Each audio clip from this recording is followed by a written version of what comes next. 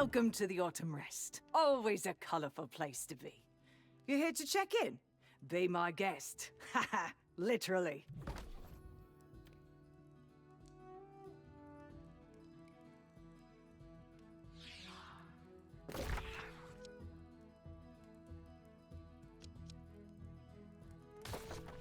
Welcome to the Autumn Rest. Always a colorful place to be. You're here to check in? Be my guest. Haha.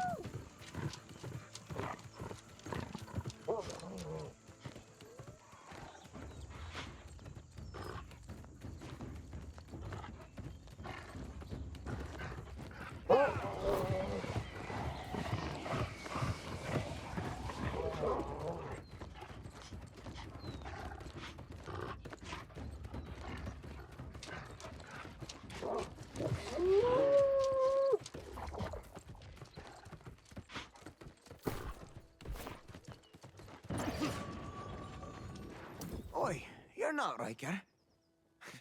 Better looking than that old horse-faced lout you are. But look at what you bring. The people of this settlement need this food more than ever. You've done us a great turn, getting more sustenance into the settlement. The gap between the rich and the poor grows steady here in Everfall. As for the rich, though, the noble families. There's old money, the Publius, Sharma, and Ayad families. And then there's new money with the Sacco and O families. They run this town with their coin and have plenty to spare. Well, the rich fancy their fashions. The finer the better. The hides of midnight wolves are highly prized. If you could acquire some from their den, I could turn them into fine coats. We'd share the profits, of course.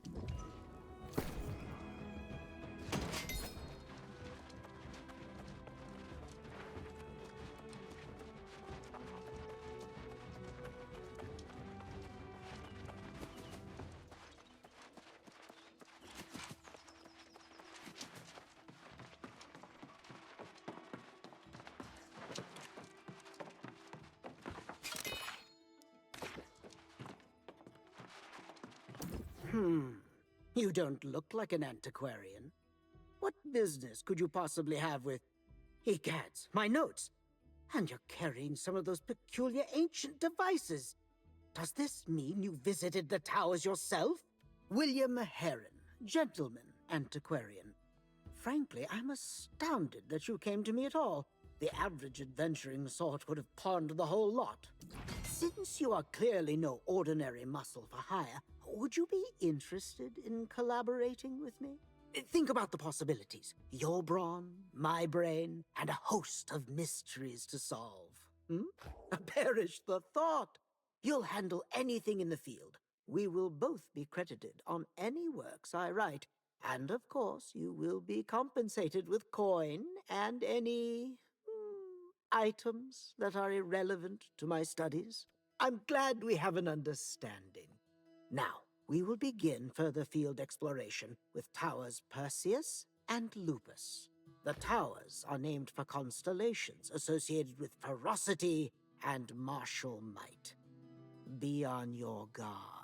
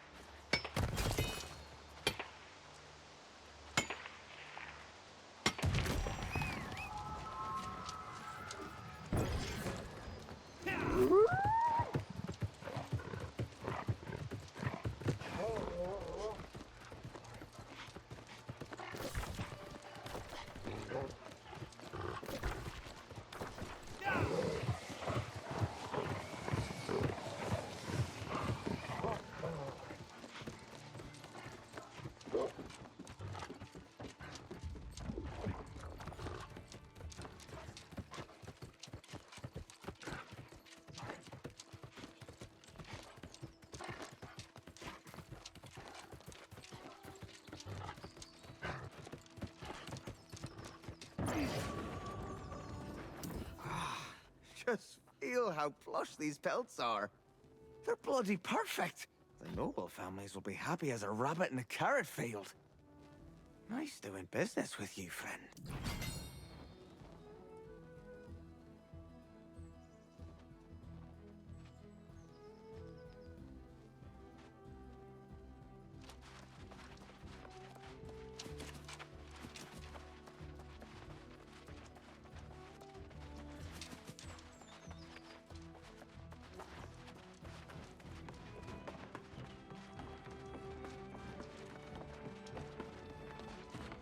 You look a bit worse for wear. I do apologize for sending you in blind. I had no luck finding any records of either Perseus or Lupus, aside from some useless myths about celestial wolves. As was I when I first set out to solve this mystery. But defending what? Against whom? And why go through the trouble of guarding inert blocks of stone? These are the questions that keep us antiquarians up at night. Let us assume that the ancients were not wasteful in what they built. Here's a tentative hypothesis. The towers only function when they are activated. The Guardians merely deter intruders from tampering with them. Not particularly. I confess that at this point you have more practical experience with the towers than I do. I may need to promote you to co-author of my thesis at this rate.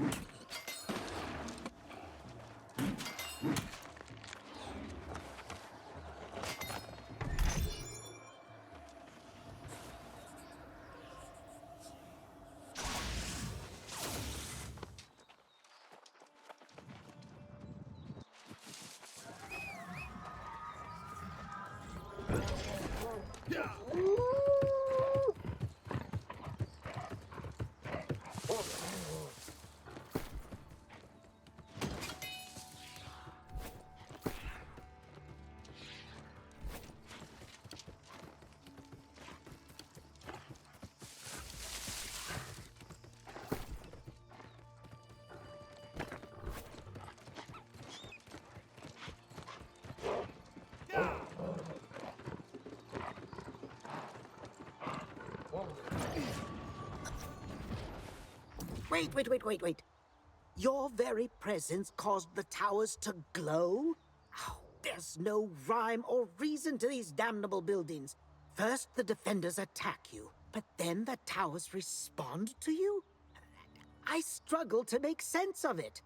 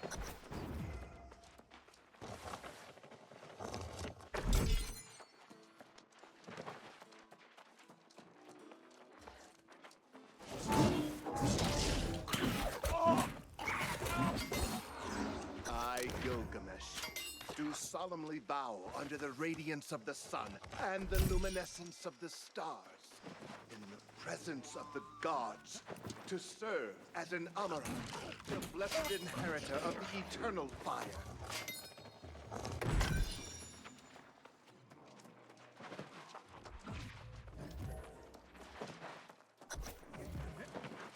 I vow to be both noble and true, to heed the divine voice, and to aid my people against all hardships and foes. I also, on my bonded soul, to ease the world's pain and to fulfill my sworn obligations, regardless of the price.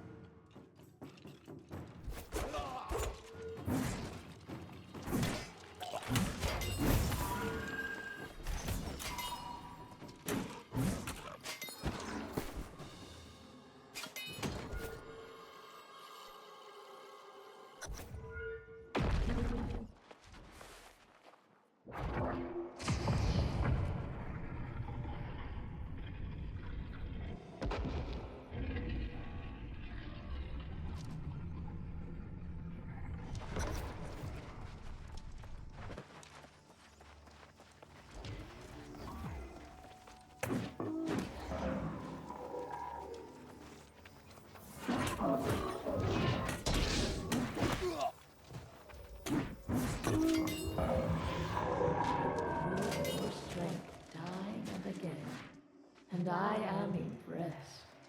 We will make history together. I give my breath to the winds, my strength to the lands, and my spirit to the throne. That it rain down into the blessed earth and the depths of the waters to seal my oath for all time and for all those who would follow in my path.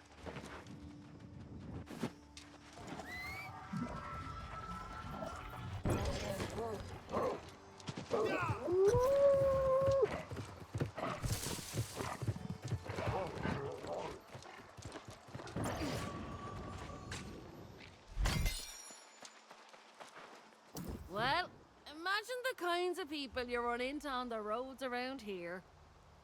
But you're looking a little haggard, if you don't mind me saying so. Had an eventful journey, have you? Thought I heard scuffling in those ruins. I was thinking there might be some treasure in there. But you don't look like you found something. You look like you're still searching. Now that you mention it, there was an old codger a few paces back. They've got a proper city that direction. I'll be going back soon enough.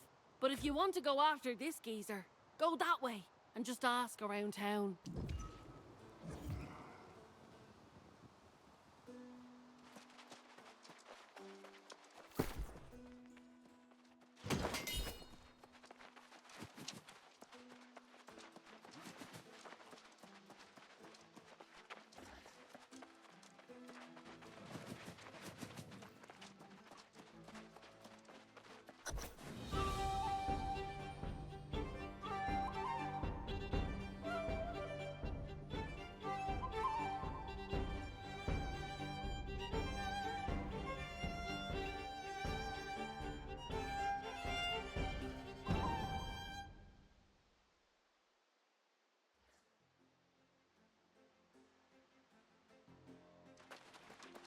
Welcome to Oxborough, traveler. I hope you've brought coin to spend and goods to trade.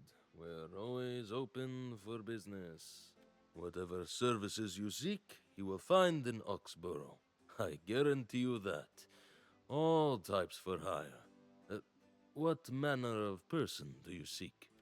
I have to say, it is a very specific person, and frankly, one that no one has ever asked for. You're the first. But I did see him not long ago. He's quite, balmy, you know? And I'm not sure if he's for hire. Constable Messiah often humors him with conversation. Ask her about him.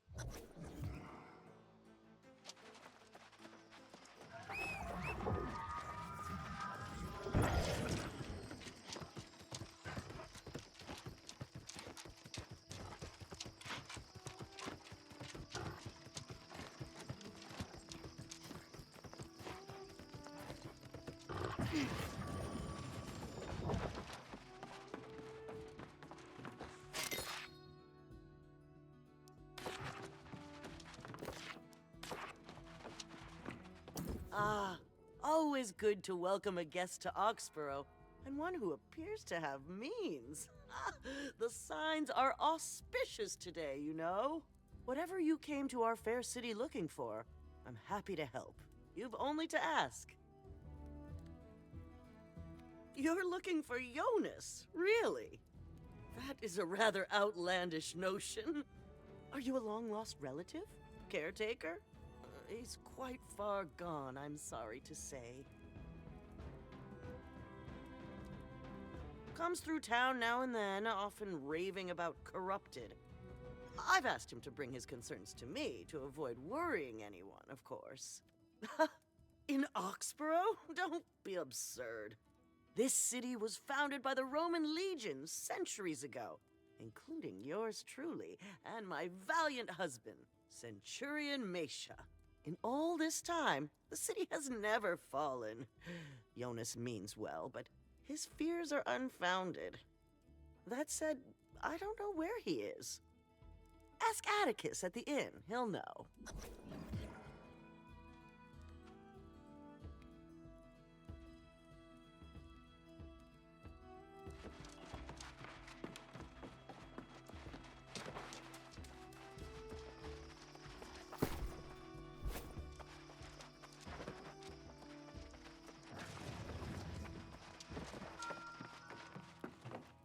If you're here to request a ballad dedicated to your family's glory, you'll have to get in line. Half of Oxborough was acting on that craze just now. Or perhaps you're looking for something a little more nuanced? Do tell.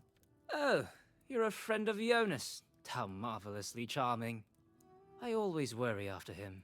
Quite lonely, the old man, but he likes it that way. Oh, I've offered to let him stay in my proprietor's guest suite, but he prefers his little hut on the pond north of the city. You'll find him there. Good luck.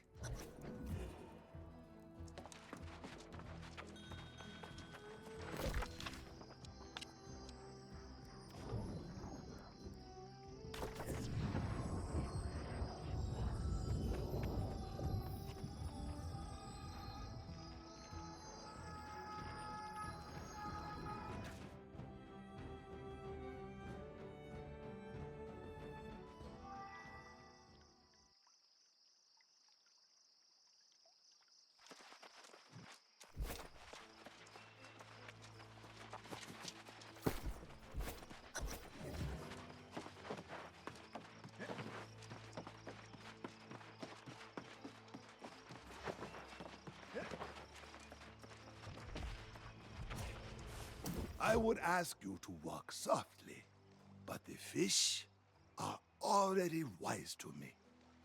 Travel on, stranger. Ah, but you are familiar. Two voices, one mind. Yes, we've spoken before. What brings you to my hover? Oh? Did I abandon you, or did I just walk ahead? I walk a great deal, you know, and sometimes my memories stay behind. I recall a path you started to follow, but it was one I've already trodden. Me, a soul warden? No, that could not be. It is such a pretentious-sounding name. And the soul wardens are all gone, lost, corrupted. Who knows? There is a tower not far. Go get your answers there, for I have none left.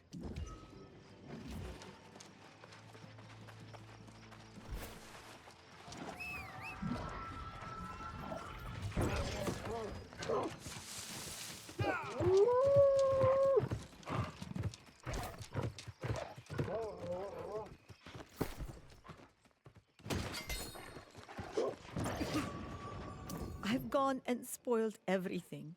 Absolutely everything with my clumsiness. Have you also come to laugh at me? Everyone! After what I've done? In my clumsiness, I knocked over and shattered Grandmother's favorite vase. It was irreplaceable. A family heirloom from the old world. Now, I'm all alone.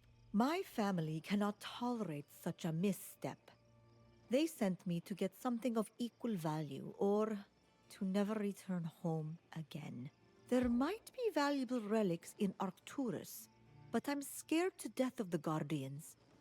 Can you help?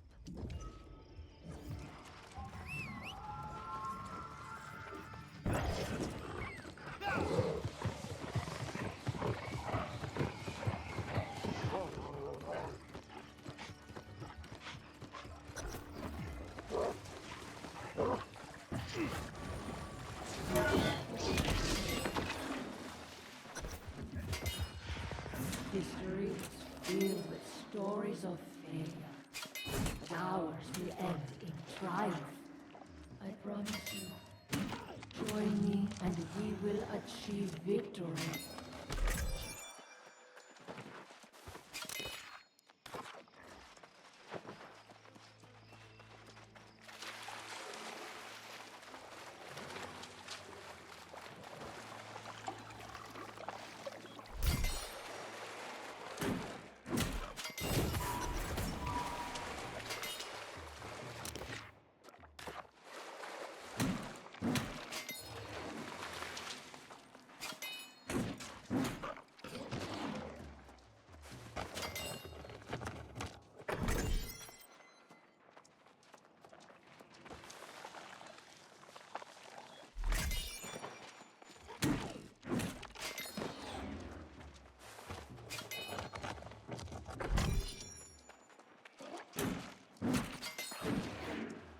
We have fallen back to the tower. On all sides, the corrupted come for us. Our lines of defense are broken. Our compatriots, those who could cover the distance, have come to this ancient place seeking shelter. We are preparing fortifications. We will make our stand here. I do not think it will be enough.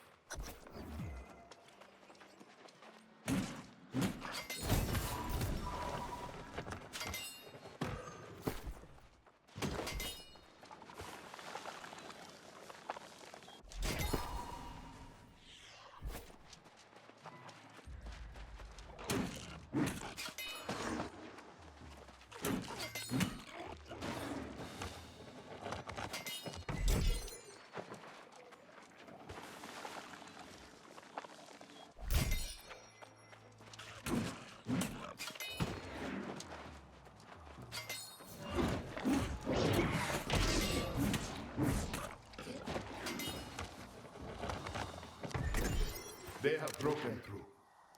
We no longer have means of escape, but we were able to seal the upper floors of the tower. Even now, I can hear them battering against our barrier. We have rationed our food and supplies, our weapons. They will not last much longer. Sleepless nights are evident in frayed nerves and quiet tears. The sword wardens search my face for composure. I can see them, but I will not show them my despair.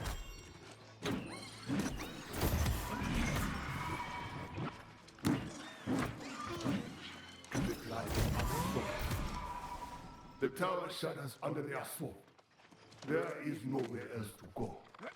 Soon, they will ascend the stair, and all will be lost. They beg me to run, to preserve the Order's future. I will not be the last soul warden. I will not abandon my post.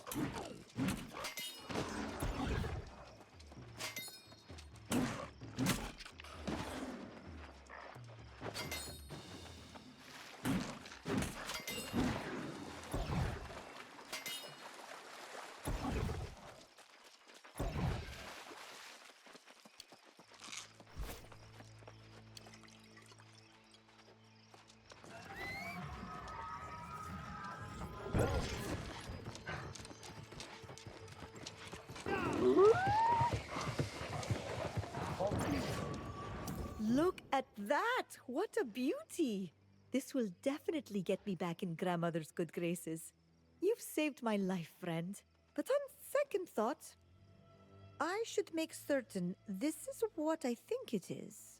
Reading! I've always had my nose in dusty old books. Maybe there's some opportunity in my earlier misfortune and my hobbies will finally earn my family's respect. I'm off to find a scholar who can tell me more.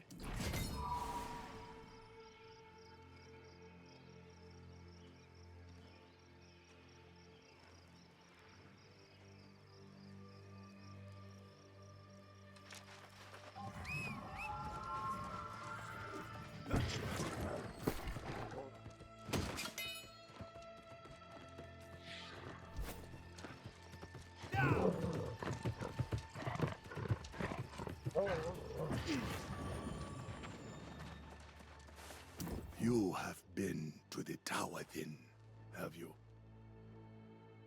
The ghosts of my fellow wardens call from there, demanding that I remember pain, sadness, regret. I have stemmed the waters of memory for many years, but the dam is breaking. I will tell you what happened. We were not the first to stand against the corrupted. Heroes of a lost age once harnessed the magic of the ancients to defend Aeternum.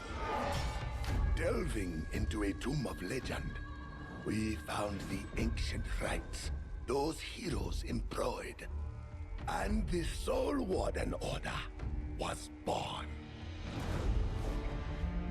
Harnessing the ancient magics, Romano blessed us with a bulwark against corruption's influence.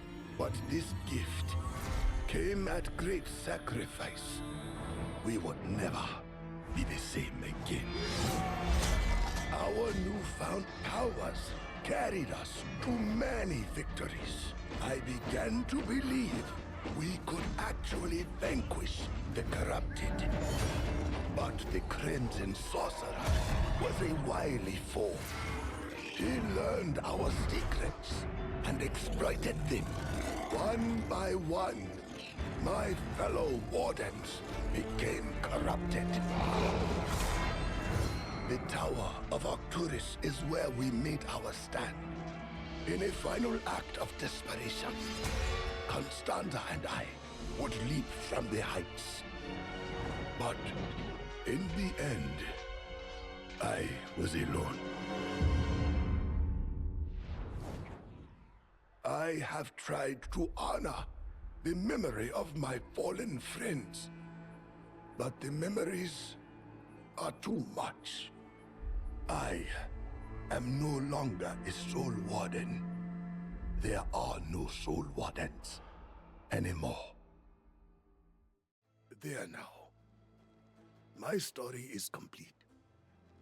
And you know the truth of who and what I was. End of my failure. I truly am the last.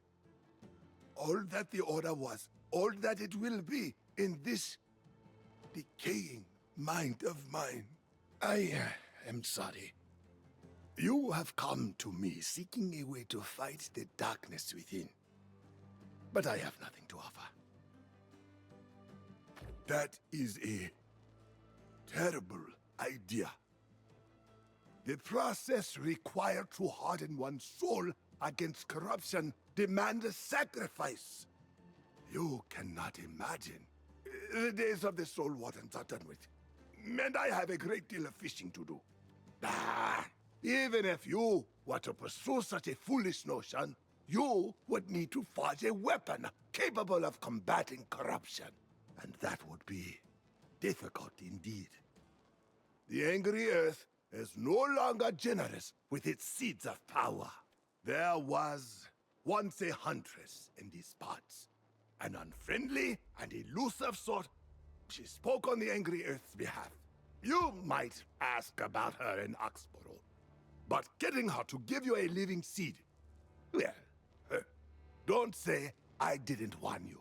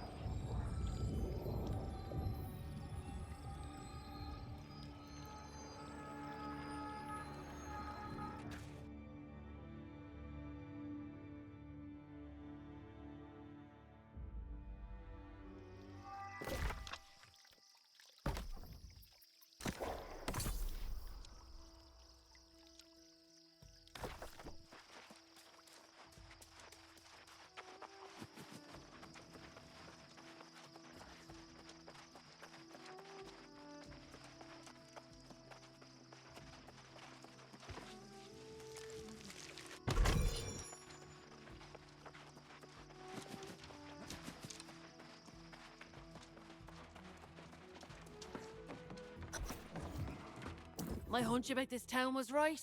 Did you know the jewelers deal in gold plating? These pampered city folk truly can't tell the difference. But what have you been up to?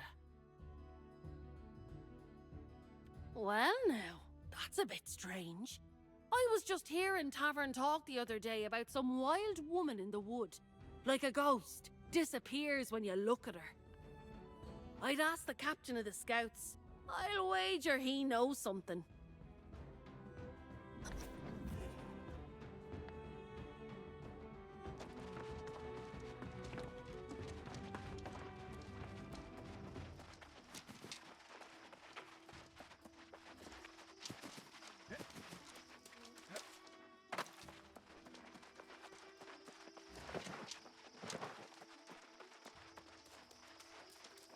I know a nose sniffing for information when I see one. I have certainly lived here long enough. Well, get on with it then. What do you want to know about? There's legends, and then there's truth. People talk nonsense. Say the huntress is part animal or some kind of spirit. She's actually just a recluse. Makes a shrine near the mines to the north her home. I'd look there.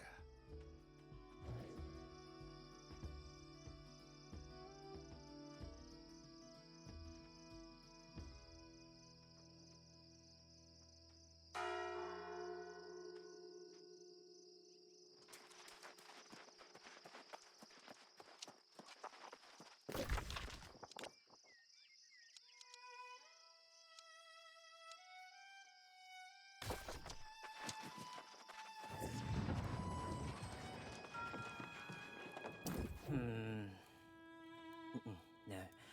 More lilting. Oh, perhaps with a key change. No. Let it breathe. You caught me unawares. How may I be of assistance? Alas, I should have chosen a more private locale for this. Could you kindly forget what you saw and heard? My mistress would be quite irate if she learned I've been sneaking away to work on such a frivolous pursuit. If only my duty to my mistress did not prevent it. To be free of her, I must earn another patron. To complete my greatest work, I first need to hear it aloud, which means I must select an instrument. Can you play? Excellent. I have a guitar in my possession, but there may be a more fitting instrument for my work. The townsfolk have instruments we can borrow. Would you be so kind as to procure a handful and play them for me?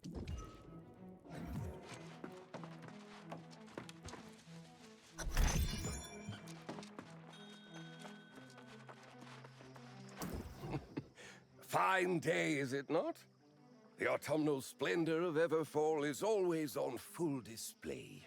Stay a while, enjoy the scenery, and be sure to buy a drink at the tavern. Well, now, that is a most curious request. Are you a lover of music? An artisan, perhaps? It so happens that I carry a flute, should I be in a musical mood. As long as you solemnly swear to return it, you may borrow it.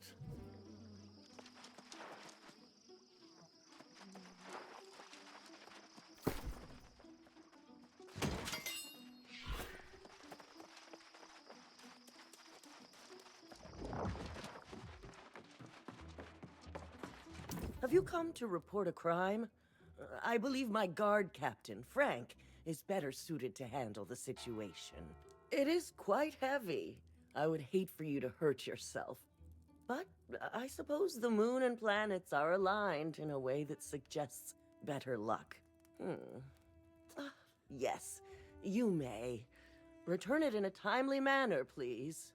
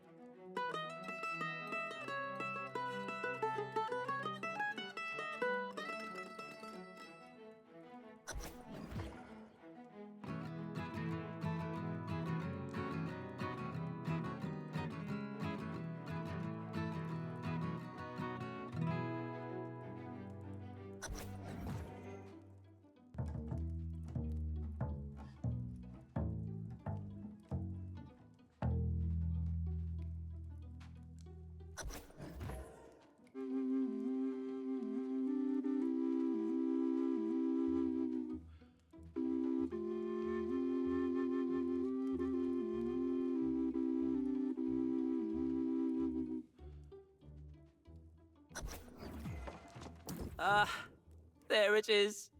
The flute produces the most whimsical sound. I can elicit soul-stirring melodies from such an instrument. Yes, this will do nicely. You hold on to it for now. We will return it later, along with the rest. Ah, there you are. My magnum opus is complete. I shall call it Winds of Autumn. Now, I must ensure it is heard far and wide. Without popular excitement, I will never gain the favor of a suitable patron. I cannot be the one to deliver my work unto the world. To gain a reputation for being a great composer, we must create the impression that my music has spread far and wide in this business. As in many others, reputation is everything. Very astute. I would like you to play the part of a traveling bard. Find individuals of influence throughout the town and play my melody before them. Ensure that you mention my pen name, Composer Marseilles.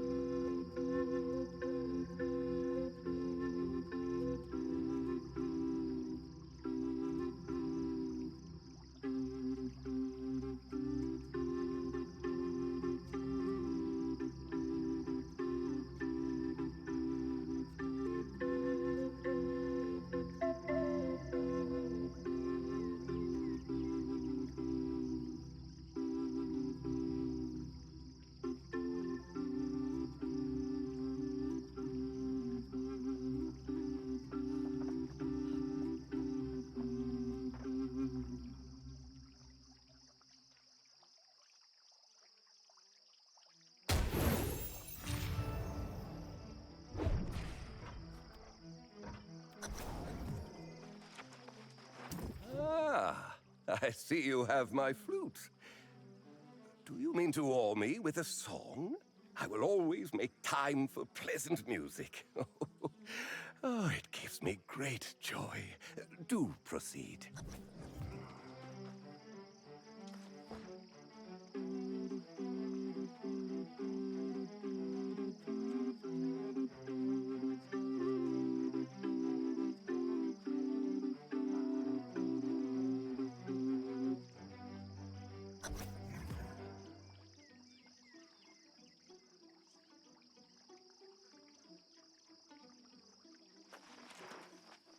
Oh, my.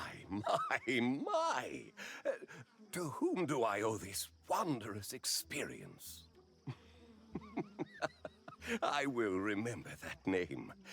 Do convey my appreciation for this work should you meet again.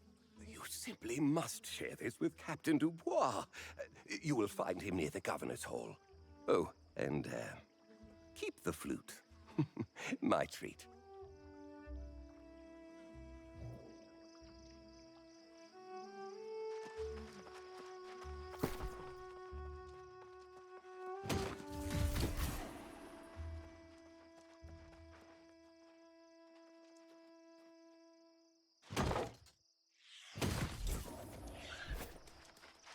I overheard a melody floating on the wind. I confess I am not much for the arts myself. My hands can do little more than bear a weapon. But I can appreciate mastery when I hear it. Will you play it again for me?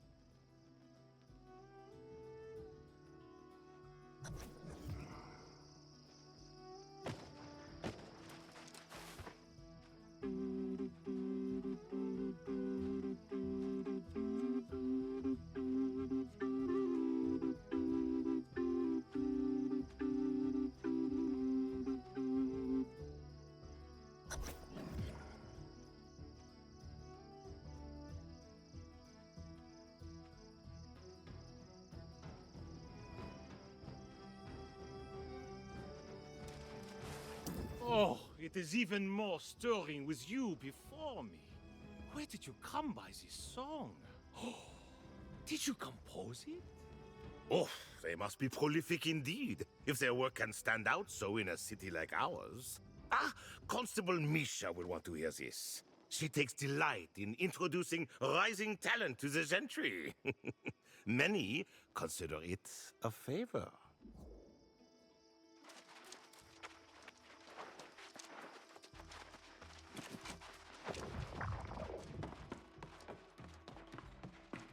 Was that the lilting of a flute I heard? Yes, I do have a sharp ear. If your work is of such quality, I know several individuals who would be delighted to learn your name. Play for me?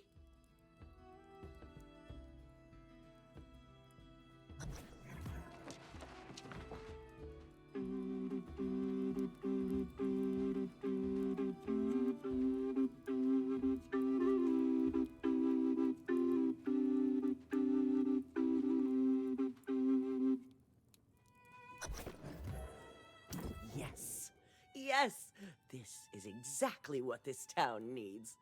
I shall ensure your name is spoken far and wide. When you earn yourself a patron, do remember who helped you grow your career. Ah, a bard then. How kind of you to bring this melody to us. I shall ensure that Marcius receives proper recognition. Do be sure to inform them of my generosity. Now, you must play for the masses. To the tavern with you.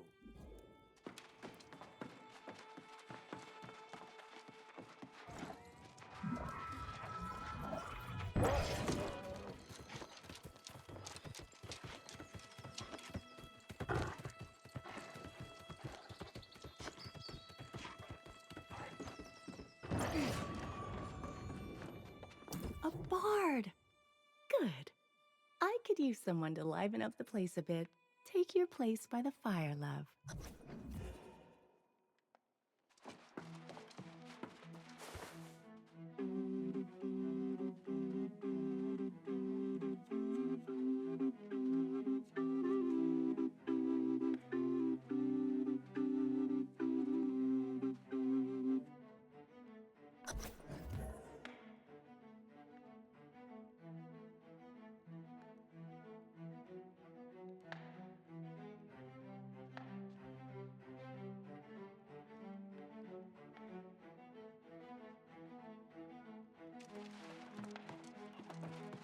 Oh, a shame the usual crowd wasn't here to enjoy that. But I'll be singing your praises. I hope you can come back and play another night. Is that their name? I'll be sure to ask other bards if they know any of Marcius's songs. I appreciate you breaking up the quiet with that bit of joy.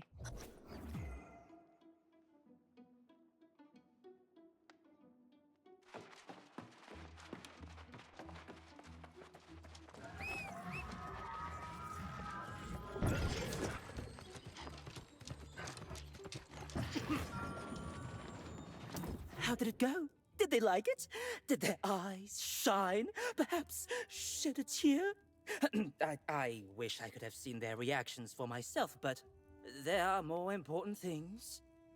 Did it make an impact? Is there now a reputation I must uphold? Whew, what a relief. Even though I find great joy in composing, there is always a moment where I fear I am simply a butler and nothing more. I will approach Mistress Sockham now, I think.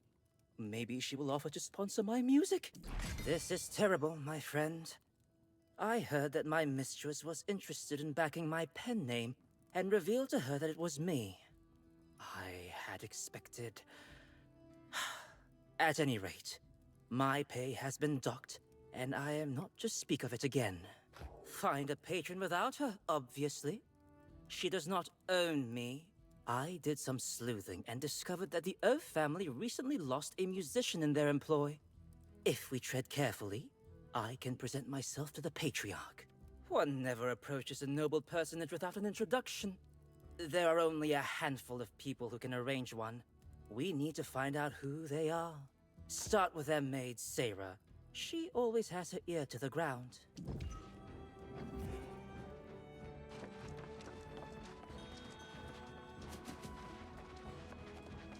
You got that look on your face. You know the one. Preparing to ask for something that's above your station, Well, get on with it. Lord Shen is particular about his company. You might be a bit too dusty to garner the right kind of attention. Luckily, Atticus is not. Don't act surprised. I know what you're after. I can help you both for a price. In fact, I have a list.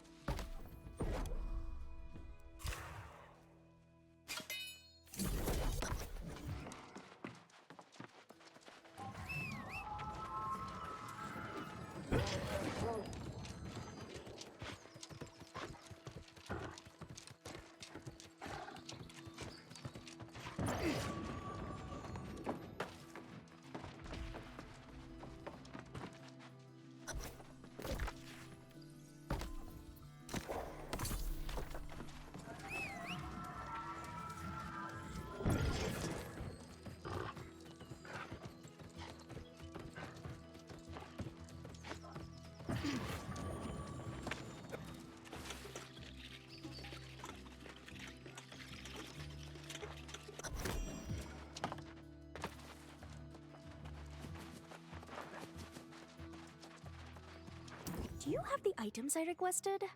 Hand them over and I'll evaluate how you've done. And I trust the parcel was delivered to the correct address. Good. A courier will seek out Atticus with an invitation. He is not to be late, he must be well dressed and carry himself as a musician, not a butler. Understood.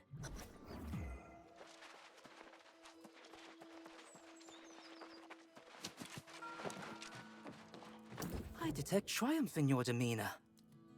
I do not know what you had to do to secure this opportunity for me, but I suspect victory is close at hand. And now, we wait. Look at this. The embossed wax seal, the heft of the paper. Even the ink is gilt in gold. Every detail screams affluence, and yet it is hardly overt. This letter summons me to Lord Shen's side. Thank you. My heart is all aflutter. Perhaps you could act as my associate and accompany me. I know this may be beneath you, but think of how it will reflect on the reputation we worked so hard to build.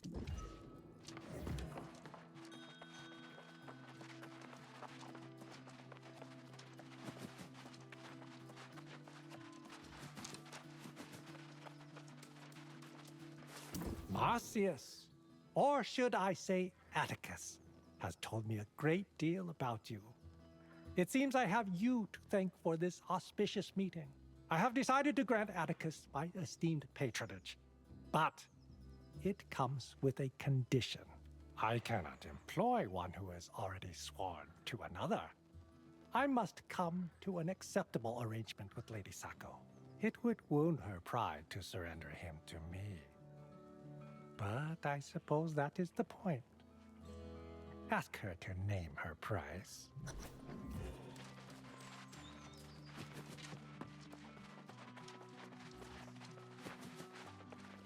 I knew it! It was you who spread those ridiculous rumors! You filled my darling Atticus's head with flights of fancy, and now look, he seeks to exit my employ! He would. He knows what it would mean for him to woo my manservant. How it would stain the family name. He does it for his own pride, not for Atticus's sake. No, I will accept no offer.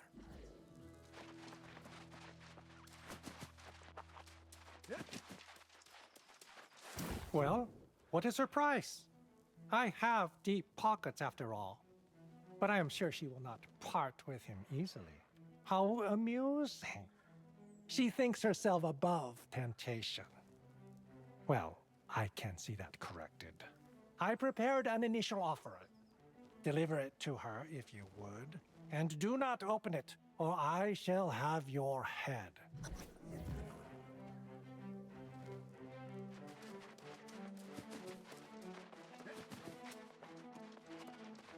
Are you intentionally trying to waste my time?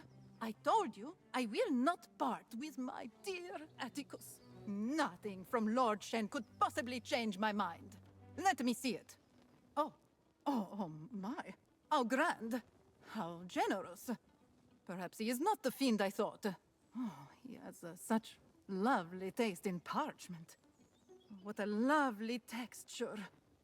With great regret and sorrow, I do accept his offer.